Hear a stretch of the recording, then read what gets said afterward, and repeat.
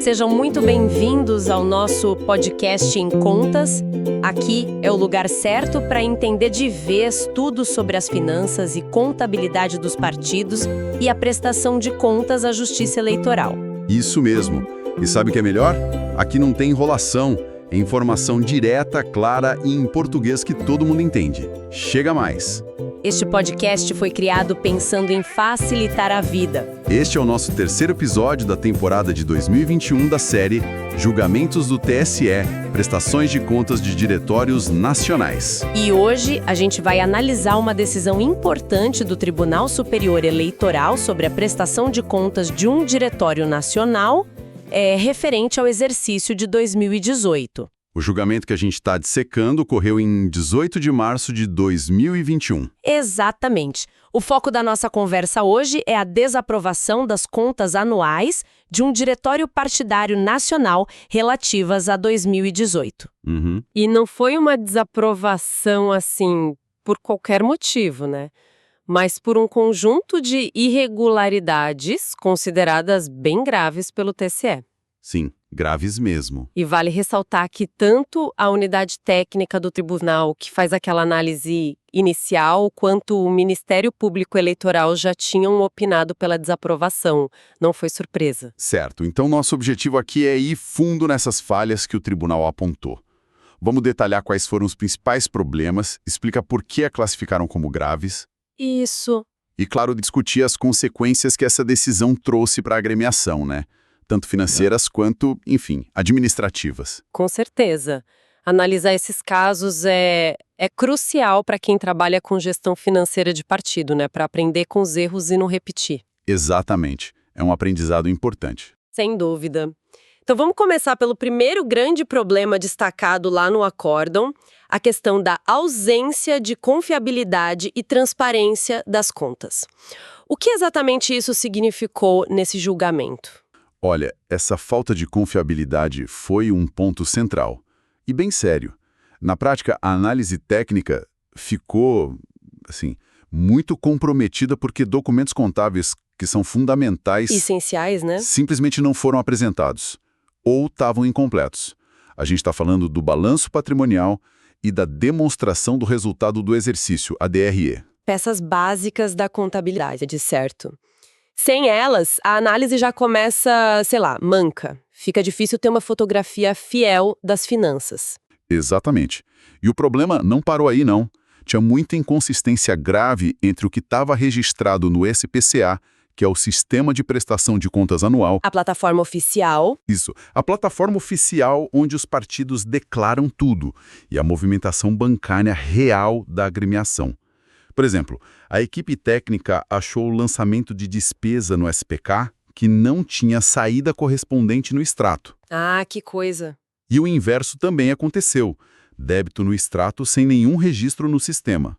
E pior, até valores divergentes entre o extrato e o SPA foram detectados. Nossa, isso torna a conferência um verdadeiro quebra-cabeça, imagino.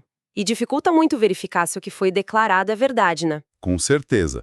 E a situação ficou ainda mais enrolada pela falta de outros documentos importantes. O acórdão menciona a ausência da escrituração contábil digital, a ECD. A ECD. Que para aquele exercício já era uma exigência da resolução do TSE.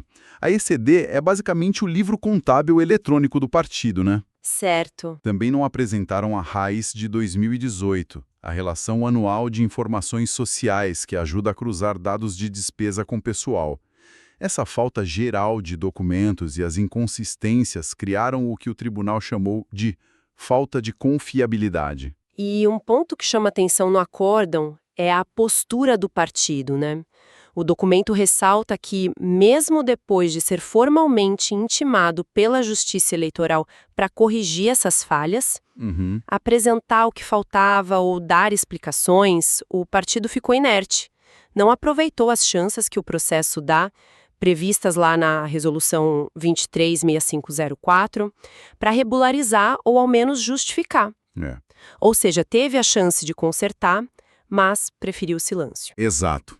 Essa inércia foi um fator pesado na decisão. O próprio Ministério Público Eleitoral, no parecer que está citado no acórdão, destacou algo importante. Essa falta de transparência, essa ausência de documentos, não atrapalha só o trabalho técnico da Justiça Eleitoral. Não mesmo. Ela impede também que o cidadão exerça o controle social sobre o uso dos recursos públicos, especialmente os do fundo partidário. A transparência aqui não é só formalidade, né? É um pilar para o controle social. Muito bem colocado, faz todo sentido. Seguindo a análise, vamos para a segunda irregularidade grave apontada: o recebimento de recursos de origem não identificada, os famosos RONE. Pode explicar para a gente o que são esses recursos e por que são um problemão na prestação de contas? Claro. RONE, ou recursos de origem não identificada, são aqueles valores que entram nas contas do partido, mas assim, não tem identificação da fonte. O dinheiro aparece, mas não se sabe quem mandou. Isso. Basicamente, o partido recebe um dinheiro, mas não informa ou não consegue comprovar quem doou ou de onde veio aquilo. A legislação eleitoral, especificamente o artigo 13 da Resolução TSE 23546, que valia para 2018, é bem clara. Proíbe que os partidos recebam recursos de origem não identificada, de qualquer forma. E nesse caso que a gente está vendo, qual foi o valor encontrado como RONE? Como identificaram isso? Olha, a análise técnica identificou um total de R$ 57.885,33. Eram créditos que surgiram numa das contas bancárias do partido, uma conta de outros recursos, a conta com final 2782. 57 mil? Sim, e esses depósitos simplesmente não tinham registro correspondente no SPCA que mostrasse a origem da receita. E o partido também não apresentou nenhum documento para comprovar de onde veio esse dinheiro. Complicado. E para piorar, o extrato bancário completo de uma outra conta, também de outros recursos, a de final 1858, nem foi apresentado. Aí impediu qualquer análise sobre a movimentação dessa conta específica. Então, na prática, mais de 57 mil reais apareceram na conta sem que se soubesse a origem. Por que isso é considerado tão grave assim, a ponto de ajudar a desaprovar as contas? É grave porque inviabiliza um dos controles mais essenciais da Justiça Eleitoral. Verificar se a origem dos recursos que financiam os partidos é lícita. Ah, claro. Sem saber quem depositou, como é que se garante que não veio de uma fonte proibida por lei? Fontes vedadas incluem, sei lá, governo estrangeiro, empresa estrangeira, órgão público, sindicato.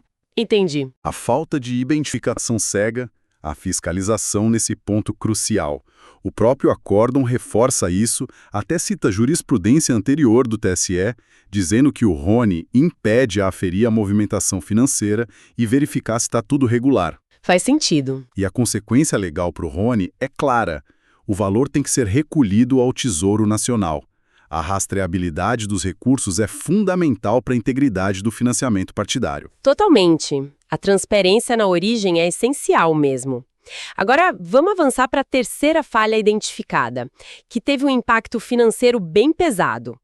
Débitos na conta do fundo partidário, sem registro no SPCA ou sem documentação suporte. Quais foram os valores envolvidos e como foi essa irregularidade? Essa foi, de fato, uma das que mais pesou financeiramente no julgamento. Ela se divide em duas situações principais que, quando a gente somam, dão um valor muito alto. Primeiro, a área técnica identificou R$ 361.746,59 em débitos feitos direto na conta bancária específica do fundo partidário, a conta com final 1153, que não tiveram nenhum lançamento de despesa correspondente no SPCA. Nossa, o dinheiro saiu da conta do fundo, mas sumiu dos registros oficiais. É isso. Exato. Quase R$ 362 mil. E a segunda parte dessa irregularidade envolveu um valor ainda maior, R$ 731.784,96. 730 mil. Isso. Nesse caso, eram gastos que até foram registrados no SPCA, mas para os quais o partido não apresentou a documentação que comprovasse de forma adequada. Faltou papel. Faltavam notas fiscais consideradas idôneas pela lei ou comprovantes de que os serviços contratados foram mesmo prestados ou que os bens comprados foram entregues. E um ponto crítico, Faltava demonstrar claramente que esses gastos tinham relação com a atividade partidária. Ah, Somando essas duas frentes de débitos não registrados e gastos registrados sem comprovação adequada, a gente chega num total de R$ 1.093.531,55 só nessa categoria. Mais de R$ 1 milhão. é um montante. Impressionante. E aqui a gente chega num ponto nevrálgico que sempre precisa reforçar, né? A legislação, tanto a resolução do TSE, artigo 18 da 23.546, quanto a própria lei dos partidos, artigo 44 da 9.096, é muito clara. Não basta só gastar o dinheiro, principalmente do fundo partidário. De jeito nenhum. É absolutamente essencial comprovar a despesa com documento fiscal válido e, tão importante quanto, demonstrar que aquele gasto está ligado à atividade do partido. Não adianta só apresentar uma nota fiscal qualquer se não fica claro que aquilo foi, sei lá, para manter a sede, para fazer um evento do partido, para divulgar a doutrina. Exatamente. É preciso comprovar a efetiva prestação do serviço ou entrega do bem e o nexo causal com a finalidade partidária. Esse é um ponto-chave para qualquer gestor de recurso partidário. Perfeita colocação. A ausência dessa comprovação dupla da despesa em si e da sua ligação com a atividade partidária impede completamente a Justiça Eleitoral de verificar se o recurso público foi usado de forma regular e para os fins da lei. O parecer do Ministério Público Eleitoral, mencionado lá no acórdão, classifica essa falta de comprovação como uma conduta perniciosa. Perniciosa. Justamente porque inviabiliza a fiscalização que a sociedade, através do judiciário, precisa fazer sobre o uso do dinheiro do fundo partidário. Sem os documentos e a prova do vínculo, não tem como validar o gasto. Fica no escuro. Fica muito claro. Vamos então para a quarta irregularidade destacada, que também envolve regras específicas do uso do fundo partidário. O uso indevido de recursos destinados à fundação partidária. Qual é a obrigação legal que os partidos têm com essas fundações? A Lei dos Partidos Políticos, lá no artigo 44, inciso 4º, determina que os partidos têm que destinar, no mínimo, 20% dos recursos que recebem do fundo partidário para criar ou manter um instituto ou fundação. Ah, sim. E essa entidade tem um objetivo específico: desenvolver atividade de pesquisa, doutrinação, educação política. É uma parte do fundo que é carimbada para isso. Entendi. É um percentual com destino certo. E quais foram as falhas específicas identificadas nesse caso em relação a essa obrigação lá em 2018? Foram várias falhas conectadas. Primeiro, o partido simplesmente não tinha constituído essa fundação ou instituto durante o ano de 2018. Não existia fundação. Não. Segundo, mesmo sem a entidade criada, a lei exige que o partido reserve os 20% numa conta bancária específica para isso. Só que o partido transferiu para essa conta um valor menor que o mínimo legal. Ah, não bateu os 20%. Não. Calcularam que ele destinou só 18,81% do fundo recebido, o que dava R$ 231.183,05. Faltou, portanto, transferir R$ 14.658,87 para chegar no piso de 20%. Ou seja, além de não ter a fundação, nem sequer reservou o valor mínimo exigido por lei. Que coisa. Exatamente. E a terceira falha foi considerada ainda mais grave. A legislação, artigo 20, segundo parágrafo da Resolução TSE 23.546, diz que, enquanto a fundação não for criada de fato, o dinheiro reservado nessa conta específica tem que ficar bloqueado, intocado. Certo, não pode mexer. Mas o que o partido fez? Movimentou indevidamente R$ 254.139,71 dessa conta que devia estar bloqueada. Mexeu no dinheiro bloqueado. Mexeu. Usou para outros fins um dinheiro que tinha destinação específica e que, pela regra, não podia ser movimentado até criar a fundação. Usou um recurso que estava legalmente bloqueado e vinculado a uma finalidade específica. E como o TSE tratou a questão da devolução desses valores? Teve alguma discussão sobre o montante exato a ser ressarcido? Sim, teve uma divergência interessante na interpretação do valor a devolver. Tanto a unidade técnica do TSE quanto o Ministério Público Eleitoral entenderam que o partido devia devolver ao erário só o valor que foi movimentado indevidamente da conta bloqueada, os 254 mil. Certo. Mas não a diferença que faltou para completar os 20%, aqueles 14 mil. Só que o ministro relator do processo no TSE teve uma posição diferente, mais abrangente. Ele argumentou, com base num precedente do próprio tribunal, que todo montante irregular relacionado à aplicação mínima na fundação tinha que ser ressarcido. Tudo. Os 14 mil que faltaram e os 254 mil gastos indevidamente. Isso mesmo. Incluiria tanto os 14.658,87, que faltaram para atingir o percentual, quanto os 254.139,71 centavos que foram gastos indevidamente da conta bloqueada. Assim, no voto do relator, que acabou prevalecendo, o total a ser devolvido por essa irregularidade foi de 268.798,58 centavos. Entendi, uma visão mais rigorosa para garantir que a destinação legal seja cumprida integralmente. Essa decisão reforça a importância de respeitar não só o percentual mínimo, mas também a finalidade específica e a regra do bloqueio desses recursos. Faz sentido. Exato. Garante a finalidade. Agora vamos para a quinta e última irregularidade principal que vamos detalhar hoje. As falhas na aplicação de recursos para programas de incentivo à participação política das mulheres. Qual é a obrigação legal aqui? É parecida com a da Fundação? É bem parecida, sim. A Lei dos Partidos Políticos, artigo 44, inciso V, também exige que os partidos apliquem outro percentual mínimo do fundo partidário, nesse caso, 5%. 5%. Na criação e manutenção de programas para promover e difundir a participação das mulheres na política. Mais um percentual com destinação específica. Certo. Como foi o problema encontrado aqui? O partido não destinou os 5%? Não, a questão foi outra. O partido até transferiu o valor mínimo dos 5% para a conta bancária específica desses programas, deu R$ 61.460,48. Ah, então o dinheiro foi para a conta certa. Foi. A irregularidade identificada não foi na transferência, mas sim na ausência completa de documentação fiscal que comprovasse a efetiva execução desses programas. Ah, de novo a comprovação. De novo, a resolução do TSE, artigo 18, sub 3, da 23.546, é explícita, exige que os documentos comprovem a realização concreta das ações. Ah, então voltamos àquele ponto fundamental que já discutimos sobre os gastos gerais do fundo. Não adianta só reservar ou transferir o dinheiro para a conta correta ou fazer um lançamento contábil.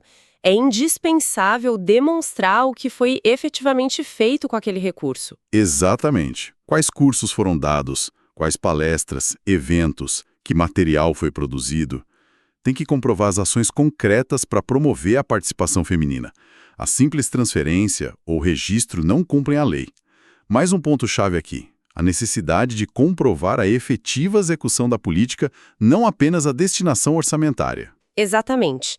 Sem essa comprovação das ações realizadas, a Justiça Eleitoral não tem como verificar se a finalidade da lei foi atingida de fato. O dinheiro foi separado, mas não tem evidência de que ele foi realmente aplicado nos programas para mulheres, como a lei manda. Fica evidente como essas diversas irregularidades somadas pintam um quadro bem problemático da gestão financeira desse diretório em 2018.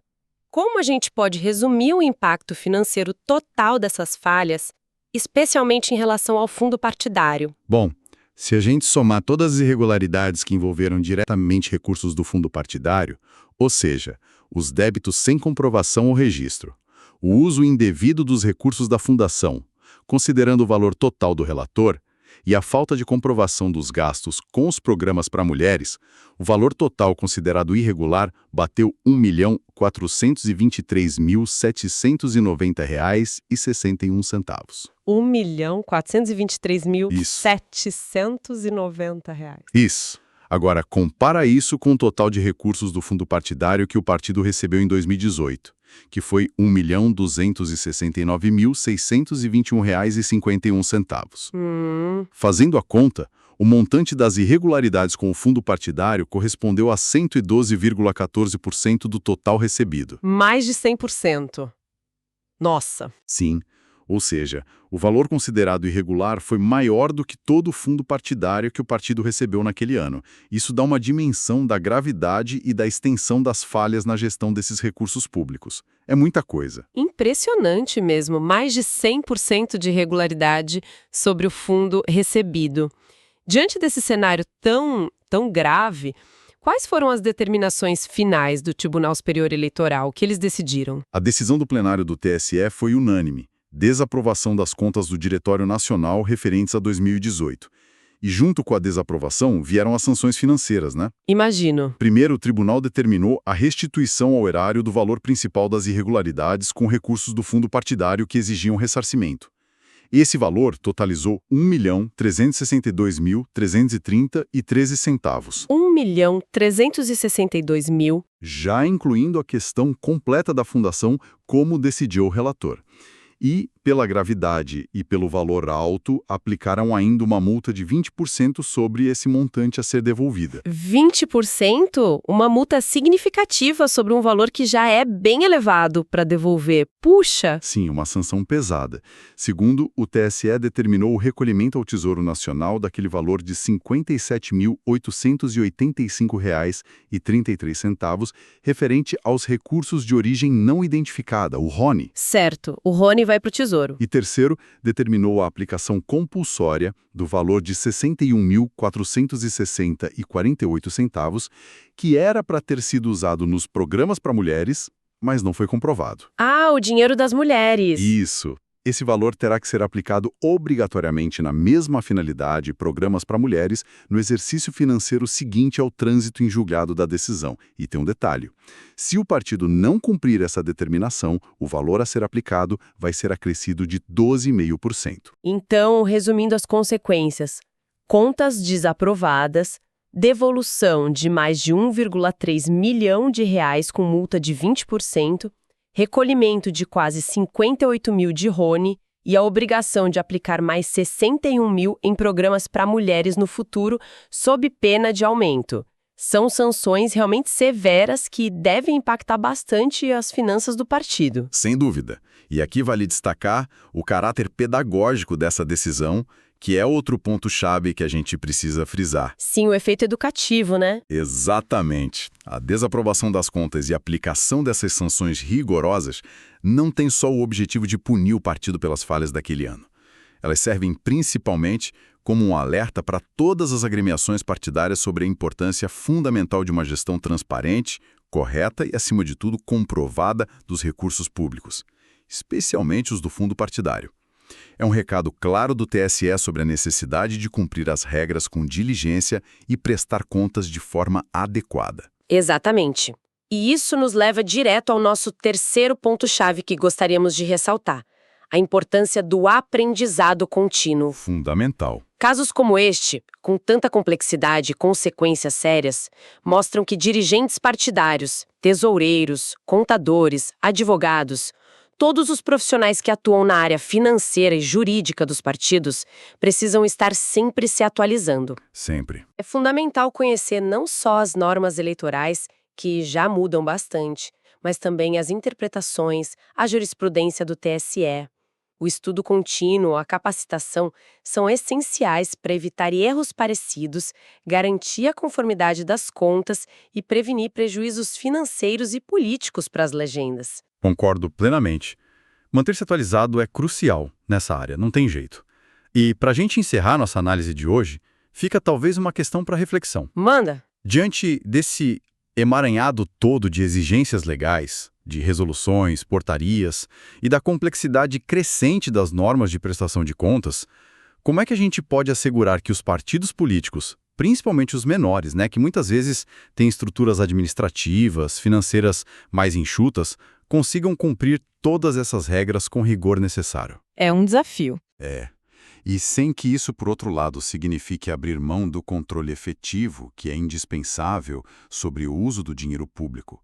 Encontrar esse equilíbrio entre a exigência de conformidade e a capacidade real de cumprimento dos partidos é, sem dúvida, um desafio constante para o sistema.